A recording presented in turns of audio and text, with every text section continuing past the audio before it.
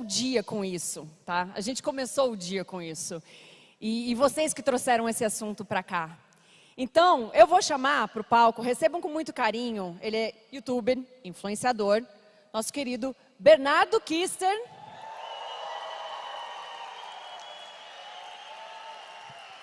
E, por favor, recebam com muito carinho o nosso secretário de Ciência, Tecnologia, Inovação e Insumos Estratégicos, Hélio Angotti. Por favor.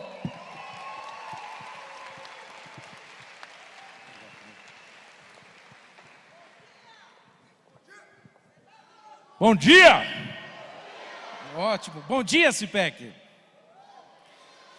Eu sei que todos estão preocupados com o almoço, eu também estou. Não por alguma razão, não é, de fisiologia, mas agradeço ao imenso prazer estar novamente no palco do CIPAC Brasil. Da última vez que eu estive aqui, quer dizer, em São Paulo, eu vinha do Sínodo da Amazônia para cobrir o evento, saí de Roma, vim a São Paulo, palestrei e voltei para cobrir o evento. E dessa vez eu achei que eu teria que fazer o evento talvez de forma remota, talvez de alguma cela da Polícia Federal, não é? Ou submeter aqui o meu humilde, né, discurso aqui à aprovação do Supremo Tribunal da Verdade. Mas enquanto nós ainda gozamos de liberdade, eu posso dizer bom dia. Eu posso dizer bom dia a todos e não a todes, nem a todes ou a todex. Afinal, teve um certo magistrado em tom aveludado que disse que a liberdade de expressão não protege posições anticientíficas. E todex, para mim, não tem a ver com ciência. Aliás, não é para mim, não tem a ver com ciência. Nunca, por tantas vezes, de variadas maneiras, até a completa exaustão mental de cada um de nós, todos os dias, a gente ouviu a palavra ciência. Ciência. Eu acho que ela só não é mais falada pela mídia do que a palavra Bolsonaro. Palavra mais dita, né? Mas é ciência, ciência, ciência. Que gritava diariamente um médico, agora ex-ministro. E hoje em dia, nem o mais capaz dos cientistas é capaz de descobrir aonde ele está. Parece uma solução volátil, evaporou. Ciência. Falando sério. Em nome da ciência, milhares de pesquisadores, médicos, foram levados ao papel sacerdotal para desvendar os mistérios da praga chinesa, que colocou o mundo inteiro de joelhos, exceto a China. Os dados do impacto da pandemia na China comunista são absolutamente verdadeiros, irrefutáveis, duplo, cego, randomizados e twist carpado. E aí de você, negacionista, se considerar que apenas 4.636 pessoas morreram em Wuhan, uma população de 30 milhões de pessoas em 1 ano e meio. Ai de você, porque a ditadura de veludo vai pegar você. Em nome da ciência e longe de qualquer interesse político, uma comissão parlamentar de inquérito instalada no Senado, a mando de uma Corte Federal foi instalada.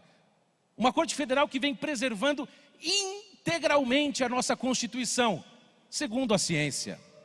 Segundo a ciência, uma CPI comandada por senadores honestíssimos, segundo os melhores estudos e de acordo com até gabaritadas cientistas, que são até cantoras. Uma CPI que, em nome da ciência, quebrou o sigilo telemático e bancário talvez de metade desse auditório. Humilhou cientistas mulheres, recusou-se a ouvir outros, interpretou fatos desvariadamente, criou versões, realidades inteiras para acusar o presidente Bolsonaro de corrupção? Não, charlatanismo. Em nome da ciência eleitoral, da ciência do bom funcionamento para a democracia, jornalistas como eu, comunicadores como tantos que estiveram aqui, foram desmonetizados. E também em nome da ciência, o Tribunal Superior Inquisitor Eleitoral desmentiu a si próprio, acusou o presidente de usar o TSE contra o TSE, inserindo-o no inquérito científico de fake news a pedido do TSE. Ciência. Em nome da ciência, trabalhadores foram impedidos de ganhar salário, cidadãos foram impedidos de ir e vir, outros foram presos. E em nome da ciência, outros também apanharam nas ruas porque estavam nas ruas. Tudo em nome da ciência. Em nome da ciência genética, vocês sabem, a nação alemã e as vizinhas submeteram o povo ao horror do Holocausto. Em nome da ciência demográfica, milhares de nações pobres, durante os anos 60, 70 e até 80, foram estimuladas por fundações internacionais a tornarem-se estéreis. E anualmente, milhões de bebezinhos são mortos nos ventres das suas mães em nome da ciência. Em nome do cientificíssimo comunismo, no século XX nos entregou pelo menos 100 milhões de mortos. Em nome do iluminismo, talvez aveludado também, os revolucionários franceses prometeram o quê? Liberdade, igualdade e fraternidade. E o que eles fizeram? Foram tão iguais que mataram seus irmãos em nome da liberdade. Mataram, na revolta de Vendéia, 150 mil católicos monarquistas que se opuseram ao regime da Revolução Francesa em 1793. Tudo em nome da ciência. Tem se feito absurdos.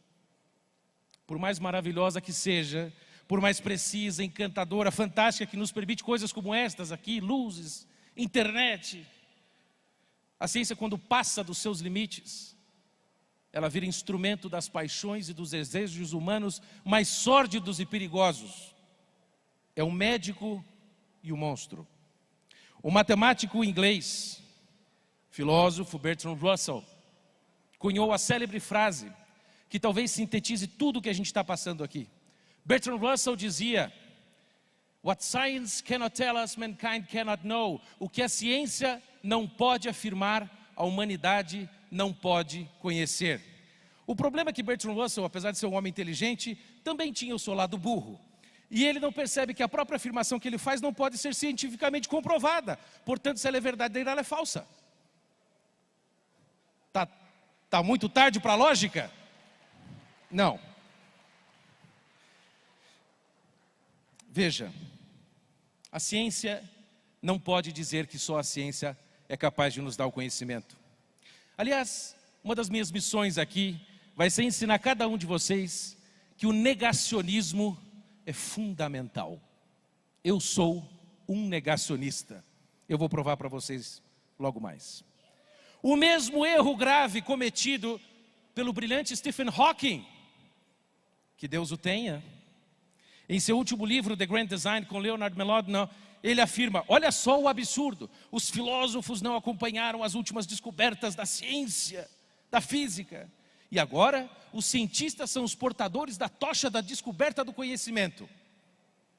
Hawking diz isso no seu livro e passa 2/3 do livro falando de metafísica, que é uma disciplina própria da filosofia.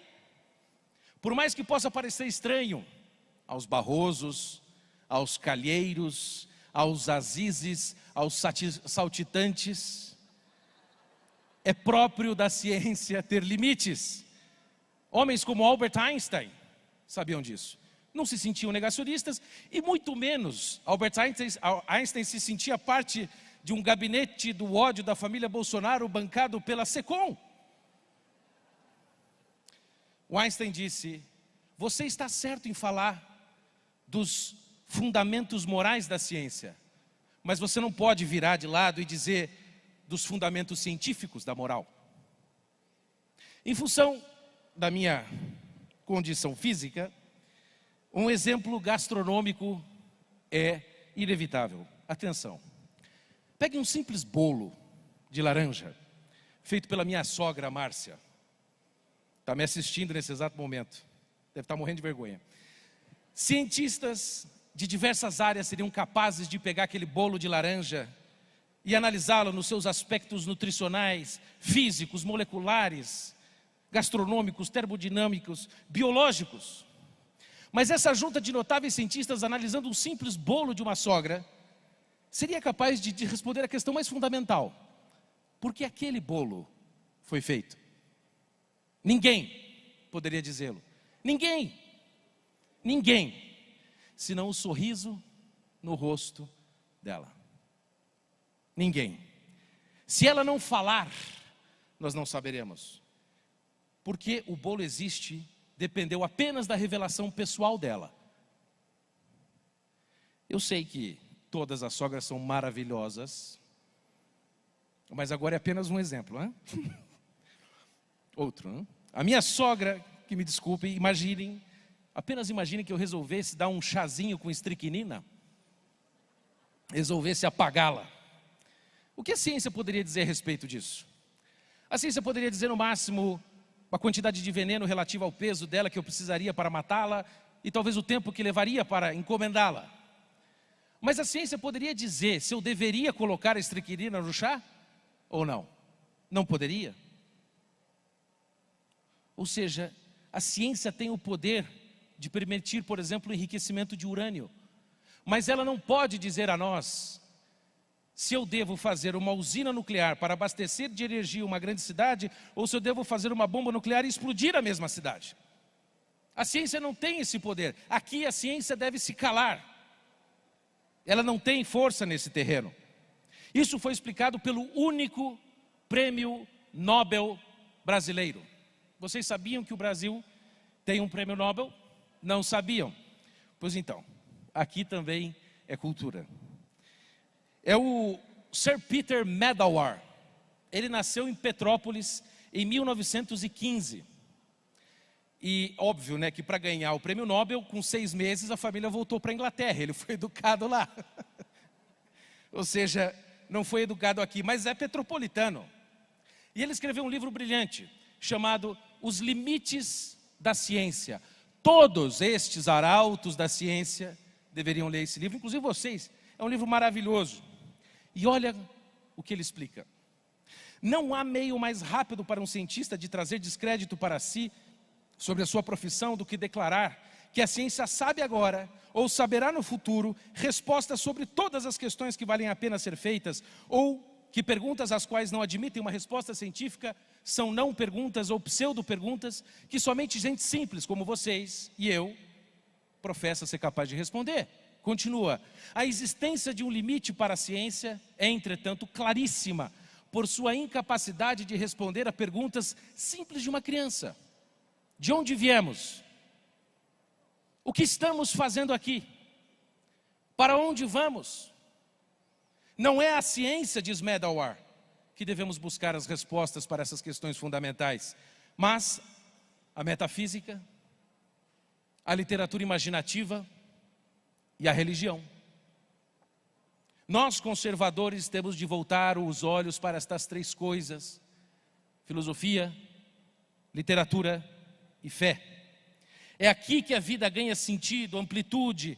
O pai do conservadorismo, Edmund Burke, sabia disso. E nós, brasileiros, recebemos de Deus um presente, um mestre das ideias, queridos por todos nós, que hoje, aliás, acabo de falar com a esposa dele, se recupera muito bem no hospital no Brasil, o professor Olavo de Carvalho. Acabei de falar com a Roxane, aqui atrás da coxinha, liguei para ela, e ela disse que ele está progredindo muito bem a cada dia, e ele manda um abraço para todos vocês. Não é apenas em questões fundamentais da vida e que a ciência possui limites. Na própria dinâmica e na condução da vida em sociedade, a ciência não deve ser o principal e único critério. Prestem atenção. O passaporte sanitário, que o Donald Trump Jr. falou aqui, eu chamo de apartheid sanitário, deve ou não ser implantado? Isso é uma discussão científica? Não. não é apenas científica, é sobre liberdade individual. A obrigatoriedade de vacinação não é apenas ciência. Aliás, é muito mais. É responsabilidade moral individual e os limites do Estado sobre as famílias e indivíduos.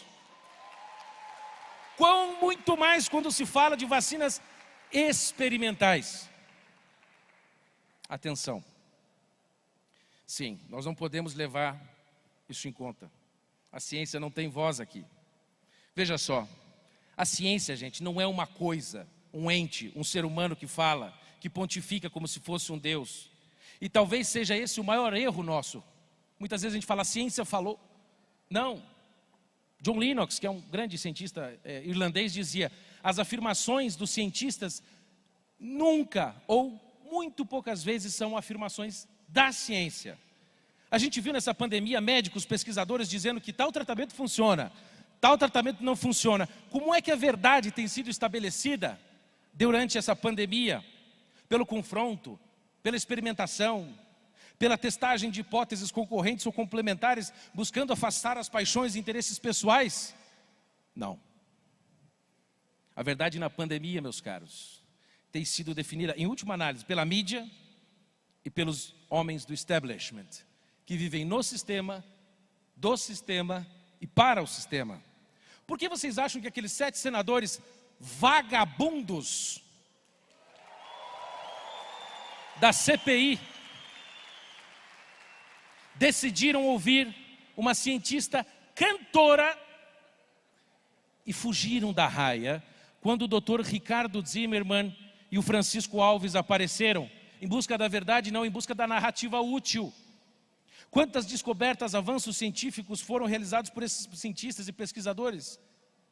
Quantas que entraram na lata do lixo por não contarem com o apoio do establishment? A cloroquina, a ivermectina, tantos tratamentos não têm patente e contam com o apoio do presidente. Portanto, não é muito bom. Porém, vacinas contam com o apoio da indústria farmacêutica, que não tem interesse financeiro nenhum. E os lockdowns contribuem para desgastar politicamente o inimigo. É científico. Médicos no fronte de batalha, que não são pesquisadores diplomados em 35 universidades, porque não tem tempo, possuem o que nenhum cientista de laboratório possui, a prática médica direta com os pacientes. Estes são os heróis. Ali, no leito, sem estudo duplo, cego, twist, carpado e randomizado, eles vivem experiências únicas que nenhum pesquisador de gabinete palpiteiro sabe dizer. Eu vou dar um exemplo. O meu pai, Dr. Antônio Kister, um dinossauro da cirurgia geriátrica aqui no Brasil, certa vez estava com os residentes num hospital em Curitiba, analisando com seus alunos um paciente recém-operado. Olha que história. E aí ele perguntou o seguinte: alunos, por que foi usado aqui neste corte, para fechar, o fio da cor azul e não o fio da cor branca? Silêncio. Ninguém se lembrava daquilo nos livros, ninguém se lembrava daquilo dos cursinhos, o pânico. Até que um residente cheio de si levantou a mão. Doutor, foi usado o fio azul e não branco, porque segundo a cromoterapia, o azul reflete unicamente o padrão ideal de frequência luminosa ideal para cicatrização, enquanto o branco reflete todas as frequências ao mesmo tempo. E meu pai disse: não, idiota, porque era o único fio disponível. É isto. A outra situação, em que ele estava com os residentes, passando pelo hospital, passavam várias portas. Meu pai para, respira fundo, pergunta aos alunos: escuta aqui, vocês passaram a visita matinal aqui? Os residentes têm que fazer isso antes do doutor chegar. Claro, doutor. Então por que tem um paciente dentro do quarto com a cicatriz já infeccionando? Não, mas doutor, nós checamos tudo, fizemos os curativos. Vem aqui, ó, seus 06. Conduziu para o quarto, abriu a porta, pediu licença ao paciente, olhou no prontuário, respirou fundo, dessa vez pediu licença para levantar a coberta do paciente, levantou e olhou a cicatrização. Ao levantar as cobertas, todos puderam ver que ela estava infeccionada, precisava ser limpa e drenada porque já estava com um mau cheiro. Que estudo duplo, cego, twist, carpado, randomizado seria capaz de unificar, sintetizar, ao mesmo tempo, conhecimentos cirúrgicos, fisiológicos, bacteriológicos, enfermagens e de aromas pútridos? Por meu pai ter uma atitude como essa, ele é menos científico, negacionista, off-label? Não. A pressão da mídia velha, vagabunda, e grande parte da indústria farmacêutica tem desestimulado atitudes como essa de médicos. E esse conhecimento valioso que eles produzem. Ou seja, que ciência que poderia explicar a capacidade de nossas mães, todo mundo sabe isso, de identificar bons amigos. Meu filho, esse cara não presta. Elas sempre acertam. Ou, por exemplo, a capacidade de uma mãe de identificar o choro do filho e a demanda que ele tem. A ciência é instrumento, prestem atenção, um meio, uma ferramenta apenas. A ciência não é apenas aquela experimental de testagem, homens de branco. Isso é perversão. História, antropologia, filosofia, arte, sociologia, alfaiataria, semiótica, engenharia e, antes de todas, a teologia. Cada uma destas é uma ciência por excelência. Ciência porque é um esforço sistematizado de ordenar, produzir, confrontar e acumular conhecimento. É serva. A ciência é serva. A ciência não pode ser também uma espécie de oráculo de Delfos, não é?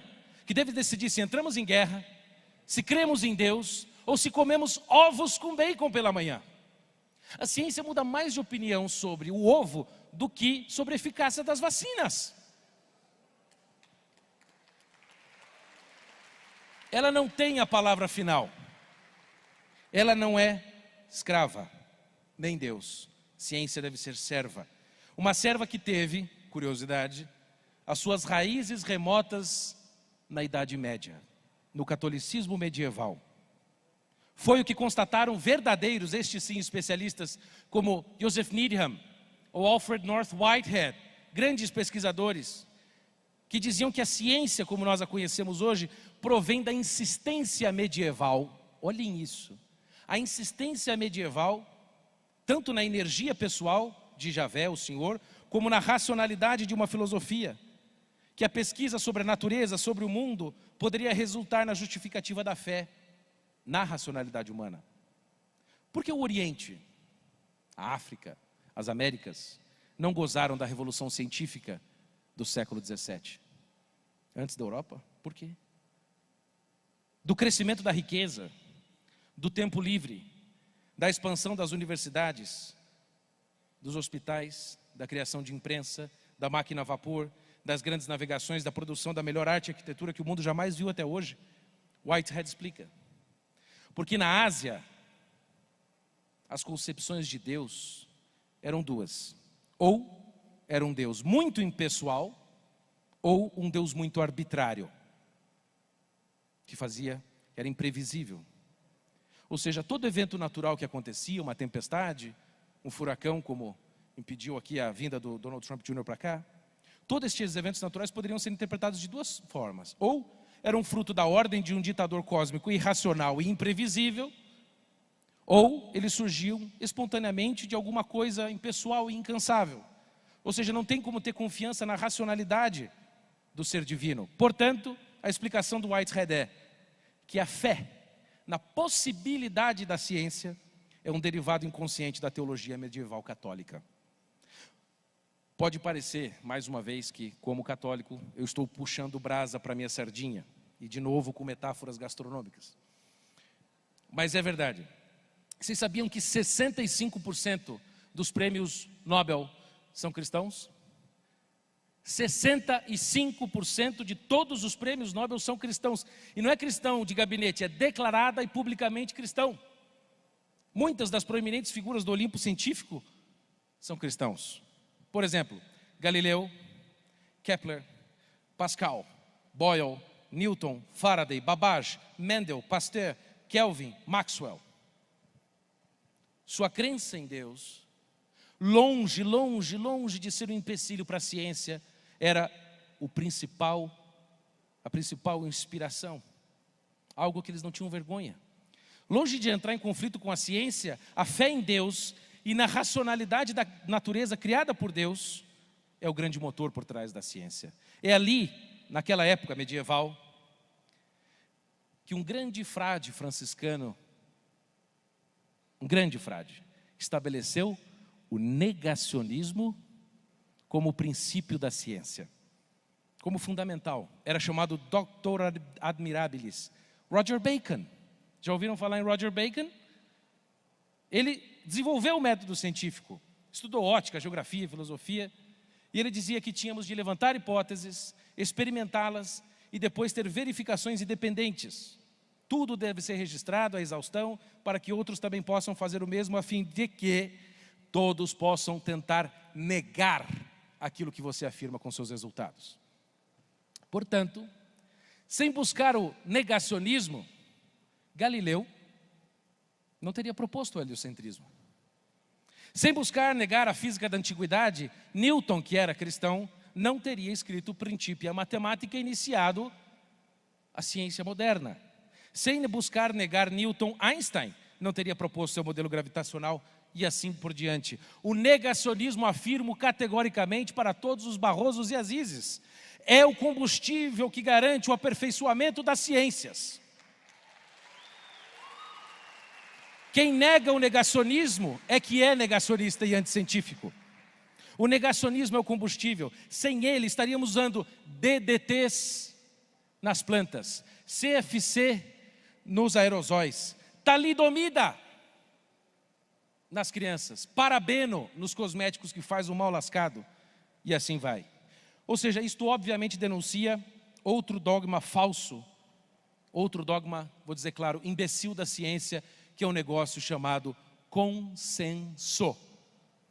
O professor Olavo explica que consenso nada mais é do que maioria de votos. E vocês sabem que contagem de votos é um negócio complicado. A verdade, sabemos que não é determinada pelo número de adeptos. Vou dar um exemplo. Vamos imaginar que nos anos 30, todos os cientistas do mundo tivessem concordado com os cientistas alemães de que, em unanimidade, judeus, ciganos, negros, homossexuais são cidadãos de segunda classe. Nada parecido com o que estamos vendo agora, hein? E que era preciso então, para produzir uma raça superior, exterminá-los. Eles estariam certos? Isso seria verdade apenas por causa do número de adeptos? Não, meus caros. A verdade, a bondade e a beleza são coisas objetivas e independem da sua opinião. Quando Einstein propôs o seu modelo do tempo e espaço, o consenso era o de Newton. Einstein poderia ser chamado de negacionista, que negou o consenso? É claro. Isso fez dele alguém menor? Fez o símbolo da ciência, aquela cara. Os cabelos brancos bagunçados, a língua de fora, é o tipo de atitude que temos que ter em relação à ciência moderna. Uma espécie de um deboche saudável. O mesmo deboche saudável, desconfiança equilibrada, nós conservadores temos de ter contra ideias do tipo: o homem é uma tábula rasa, o homem é essencialmente bom por natureza, a razão poderá solucionar tudo, a ordem e o progresso importam mais que a tradição, que Deus é uma hipótese desnecessária ou que a ciência que está aí pode explicar tudo. Verdade seja dita, estatística, que é uma outra verdade que tem sido bem estabelecida, já dizia o Benjamin Disraeli, o estadista inglês, tem 3 tipos de mentira no mundo: a mentira normal, a mentira deslavada e a estatística. E o que nós vemos nessa pandemia é batalha por estatística. Por trás, e aí encerro, de todo esse grande falatório dos poderosos, em nome da ciência, do suposto apreço pelos fatos, das estatísticas, de termos eloquentes, defesa da vida, da democracia, por trás de tudo isso sempre existe um espaço obscuro para um João de Deus entrar e operar e fazer maravilhas. Sempre há por trás desses arautos da ciência um lugar para um ocultismo discreto, para a defesa de criminosos confessos, para a libertação de bandidos, terroristas e encarceramento de inocentes ao arrepio da lei. De correta posição de serva, a ciência para essa gente tem sido feita escrava, obrigada a gritar as maiores loucuras e a ocultar os fatos mais gritantes. É preciso colocar as coisas em ordem, gente. Isso aqui é sério. Elevar a discussão a partir da ciência, mas não ficar ali, ir além. Os conservadores diziam, Russell Kirk, seguem a política da prudência, gente. E prudência é reta razão do agir. Recta ratio ad bilium, como diria São Tomás. Ou seja, não tem nada a ver com medo, com receio, pessimismo, cautela, covardia, mas o modo correto de agir de acordo com a realidade. E um conservador pode ser ao mesmo tempo um insignificante pacificador, a pedir paz em meio à guerra, mas pode ser um louco, como Churchill, a querer a maior guerra. É preciso colocar as coisas em sua devida ordem, exigir o modo correto de agir, com intenções corretas, para obtermos os fins corretos. E a ciência, no máximo, limitada que é, poderá nos ajudar no como. Como? Mas não pode dizer o que devemos fazer, se devemos fazer e para onde devemos ir. Aqui a ciência cala-se. É hora de organizar o debate, elevar a discussão a partir da ciência e ir além. Filosofia de verdade, bela literatura, boa religião, e assim poderemos superar essa ditadura imposta em nome da ciência, desenvolver para os brasileiros o que já temos de algum modo e que luta para nascer e se consolidar. Um Brasil conservador. Que Deus eterno da glória, nos ajude a preservar a nossa liberdade, a nossa independência, nem que para isso morramos. Obrigado.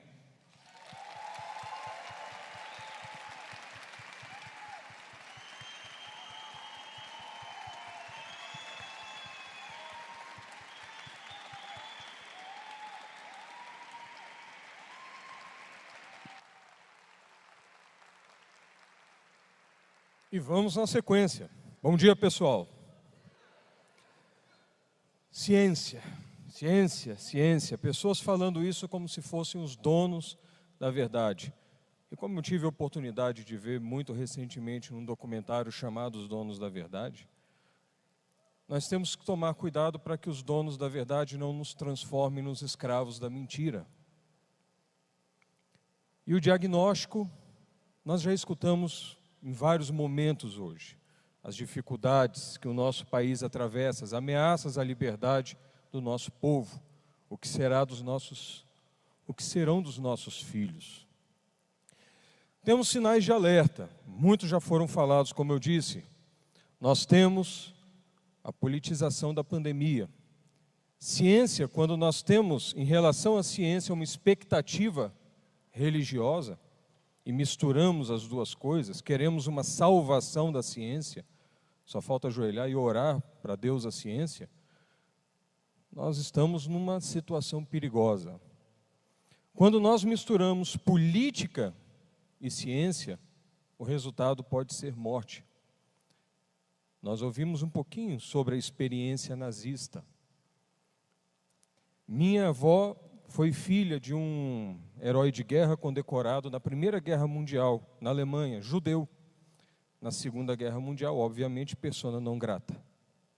Tiveram que fugir, vieram para o Brasil. Lá a ciência foi politizada. Ela serviu aos desígnios políticos, ideológicos de uma determinada elite degenerada. Nunca ouvi essa história antes. Imagina, eu cresci, passei minha infância escutando isso. As histórias que minha avó me contava, as humilhações sofridas pelo povo judeu na Alemanha. Eu imagino se ela estivesse viva hoje, vendo o que nós estamos vendo, as prisões, as arbitrariedades, o mal novamente da ciência, o que será que ela diria? Quantas lágrimas ela derramaria? É difícil falar. A politização da ciência é um alarme. Ela leva a mortes. Nós temos que tomar cuidado. Diz bioética, um neologismo que eu criei. Bioética é a ética da vida. O que nós vemos é uma bioética sofrida, dolorosa, às vezes voltada para o mal, por assassinato das futuras gerações, por aborto. Que bioética é essa que defende o extermínio daqueles que nos sucederão? Que desbioética é essa que admite o mau uso da ciência? Decadência da educação e da academia. Há uma censura velada na academia, nas universidades, às vezes nem tão velada assim.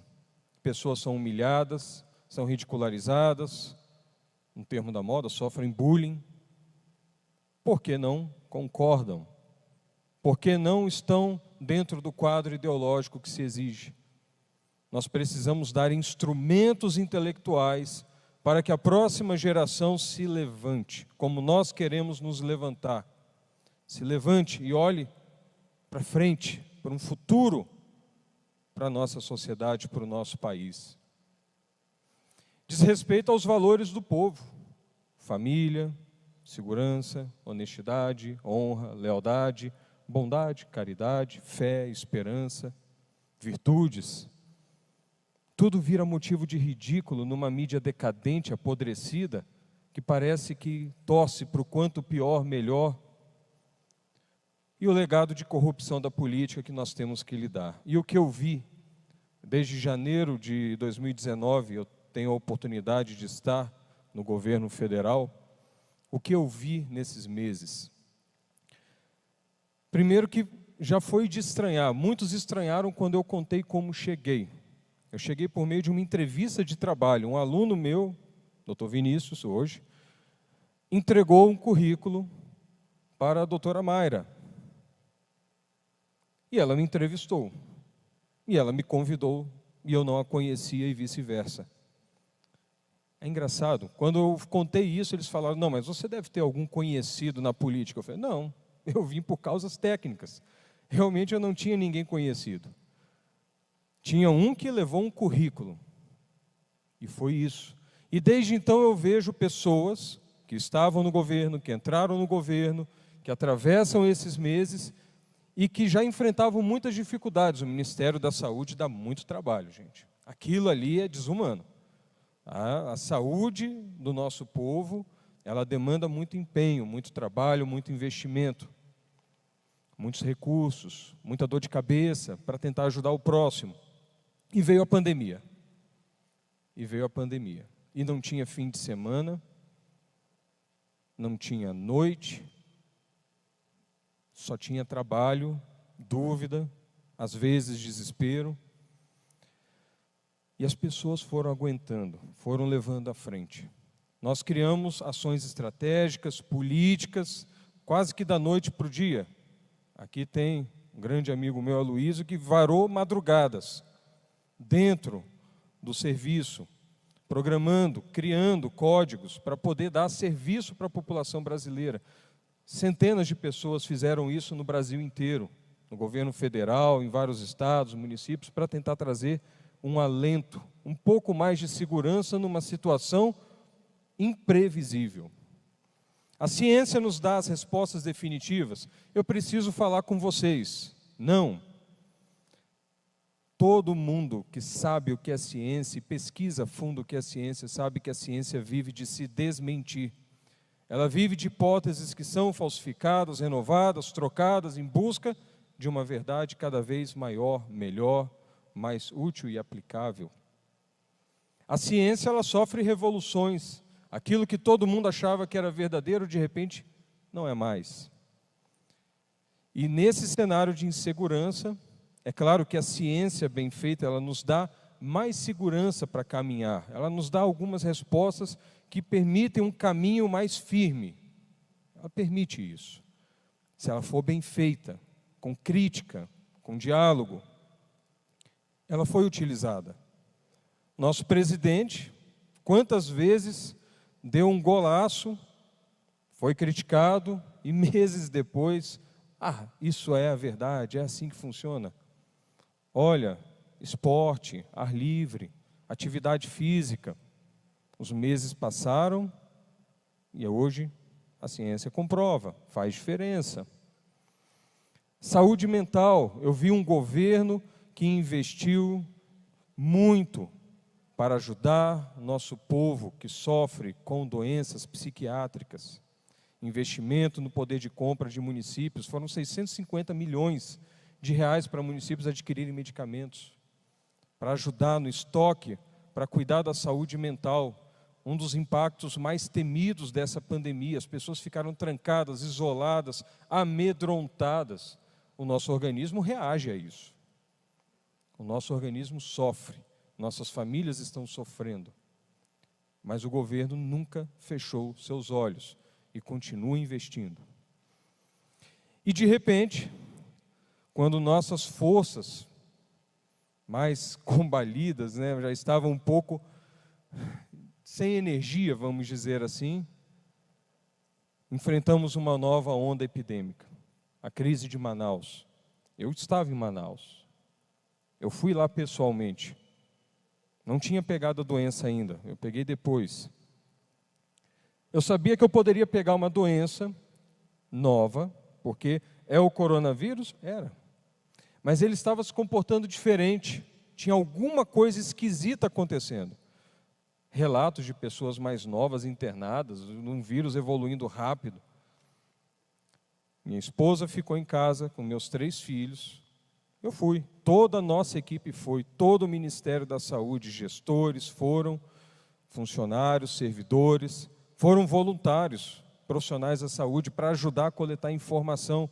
Voluntários que largaram seus empregos, suas famílias, seu conforto, eram profissionais da saúde, sabiam que iam enfrentar uma coisa diferente, sabiam que poderiam ir e não voltar. Ir e não voltar. Mas foram. Heróis. Eu estou no governo, eu assumi um compromisso, problema nenhum, eu tenho que ir. Eles não tinham que ir e foram hostilizados, eles foram caluniados e atacados por um elemento novo que surgiu. No meio do confronto à pandemia, uma CPI. Tentando demonizar pessoas que se sacrificavam desde o início da pandemia, desde o início do governo, às vezes já estavam até no Ministério da Saúde há décadas, se sacrificando para tentar ajudar. Eu vi servidores do Ministério da Saúde chorando, com medo de ter sacrificado, estavam trabalhando mais do que nunca, mas a gente via o pavor de ser exposto, ser ridicularizado. Eu falava, fica firme, vamos em frente, faz parte. E a gente vê a censura chegando, a atitude mais anticientífica que poderia existir. Como nós fazemos ciência, como nós lançamos hipóteses contrárias, se a gente não pode falar, não pode duvidar. Sem liberdade não haverá confronto de ideias. Sem confronto de ideias não há ciência. Eu digo mais, não há inteligência. O que tem muita gente que quer por aí é um povo burro. Mas não é isso que eu tenho certeza que vocês querem, que nós queremos para nós, para quem amamos, para nossas famílias, para os nossos filhos. A gente quer um povo inteligente, a gente quer um povo que tenha diálogo, crítica, debate, que discorde, não tem problema, qual o problema de discordar? Mas que fale de coração aberto, sem medo de ser acorrentado. Suprimir o debate é suprimir a nossa inteligência, é nos animalizar, é transformar a gente em animais. Nós somos pessoas dignas. Este é um governo que cuida dos direitos humanos, da dignidade, do valor da vida. Todas as vidas são valiosas para esse governo. Todas. É um bebezinho no útero da mãe? É valioso. É um idoso? É valioso. A experiência de vida, é um profissional, é alguém que está incapacitado. Todos são preciosos. Ninguém pode ficar para trás. Ninguém pode ficar para trás. E onde a gente quer chegar? Onde conservadores querem chegar? Nós queremos saúde, para ter realização de nossas vidas, poder seguir a fé que nós professamos, segurança, educação.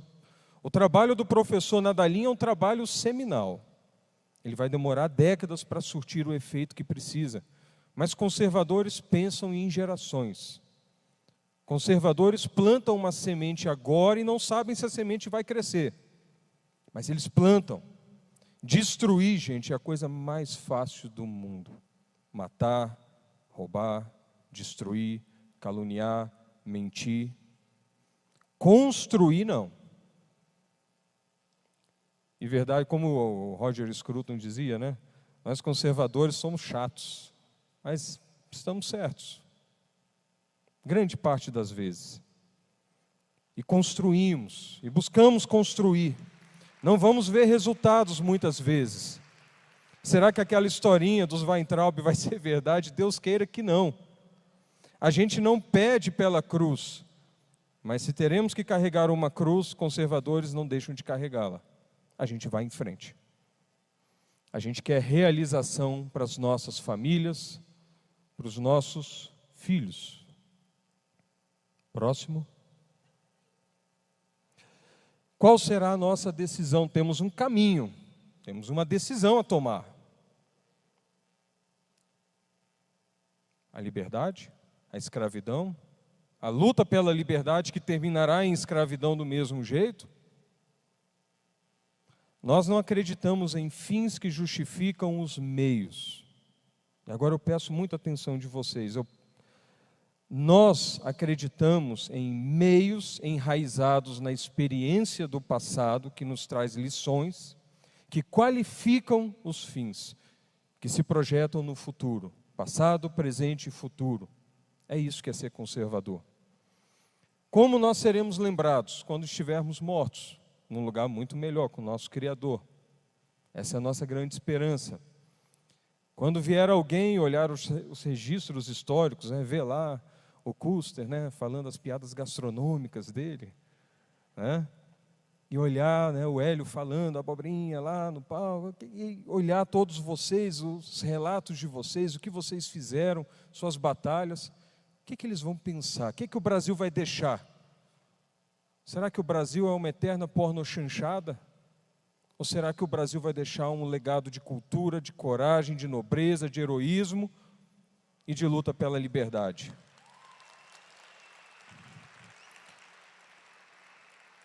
Nós vamos combater o bom combate, nós teremos a coragem de guardar a fé?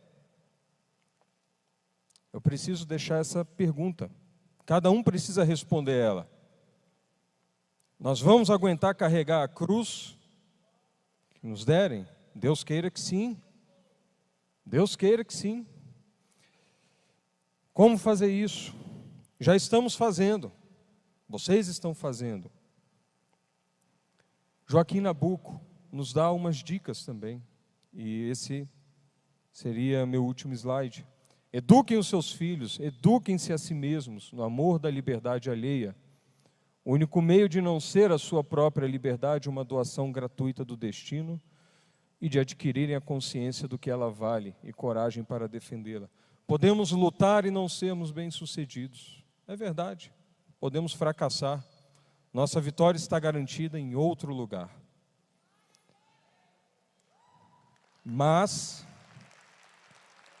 que Deus permita que nossos filhos olhem para trás e vejam pais, mães, irmãos, amigos, tios, avós, que souberam viver o seu tempo por uma coisa digna de valor.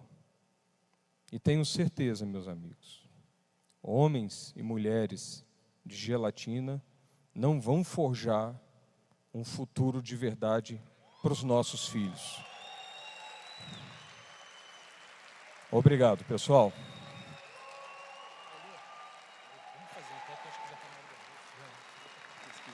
Pessoal, maravilhoso, hein? Antes da gente ir para o almoço, pode vir. Eu quero fazer, só por fins científicos, uma pesquisa aqui, rapidinho. Levanta a mão quem já teve Covid. Pô, bando de corongado. Agora, levanta a mão de novo quem usou o kit Covid. Tá. Bom, se vocês estão aqui, é porque vocês estão vivos, eu não posso perguntar. Ainda bem, ainda bem. Agora, Hélio, dá para condenar um auditório inteiro? Vamos levar todo mundo para a CPI? Vamos! Dia 7 de setembro, vamos para a CPI. O Aziz podia convocar todo mundo.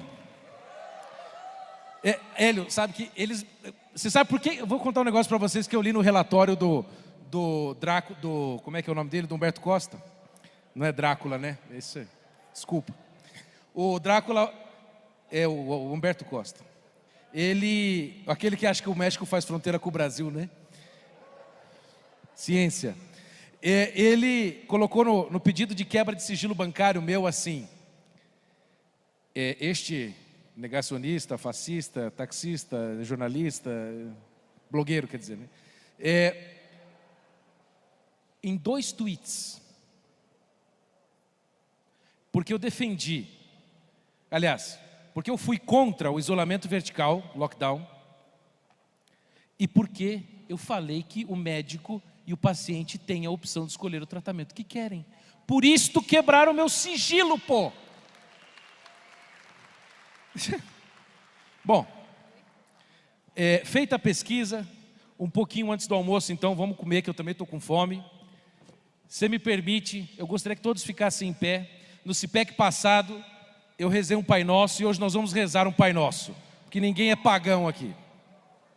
Bom, eu pelo menos não sou, quem quiser rezar não reze.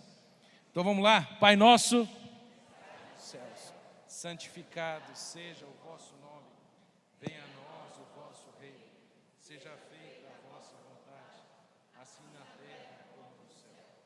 O pão nosso de cada dia nos dai hoje, perdoai-nos as nossas ofensas, assim como nós perdoamos a quem nos tem ofendido. Não nos deixeis cair em tentação, mas livrai-nos do mal. Amém. Louvado seja Deus. Obrigado, pessoal. Bom almoço. Até. Obrigado, pessoal. Muito obrigada. A gente começou nosso dia assim. Pois é.